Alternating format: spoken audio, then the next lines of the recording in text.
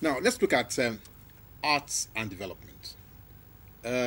Some people think that arts is just basically for entertainment. It's just for you to, when you're bored, you grab a book, you read, you relieve your tension, then you come back to the brass tacks of daily living. Is that what arts is all about? Well, Nigerians don't read that. We know Nigerians are not. The reading culture in Nigeria is virtually dead, thanks to Go and WhatsApp and all these applications that the kids are into. You know, when we were younger, we used to read. We used to read novels. We used to read, Comics. Comics. It's all dead, and you cannot develop the mind in a way that is sustainable by browsing. Because browsing is a laid-back medium of education. It doesn't really educate. You're really browsing. And actually your brain is also browsing. And when the brain is browsing, it doesn't settle in any particular place. Yeah. So, yeah. But it's so painful that even though this internet thing is something that was imported from overseas. Wherever, yeah. The reading culture in the Western world is still well and alive. I don't know what the problem is in Nigeria, or I know, because I'm a victim. The stress. Okay. It could be the stress. Okay. It could be the erratic power supply. It could be the hardship. Some international news networks have I don't want to call names, have said that the average Nigerian lives on $1 a day. I don't know how I don't know how true that is. Yeah. But there is hardship in this country. So I think it has affected the reading culture.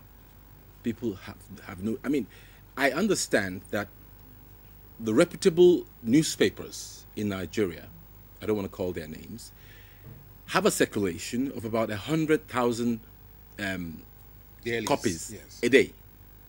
In a country of 150 or 60 million people. In the United Kingdom, where you have, I don't know what the population is, but we're much more than them. Yeah. The circulation is 2 million copies a day of the prominent newspapers. So people are not reading, and when you're not reading, the mind is not developing. Now, you are a writer.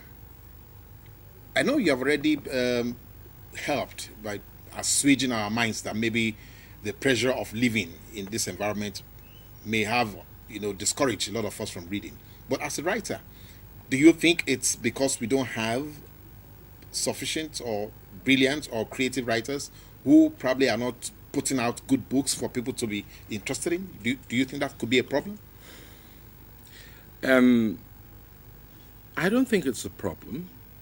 For instance, and why I say so is because we all know Chimamanda Adichie.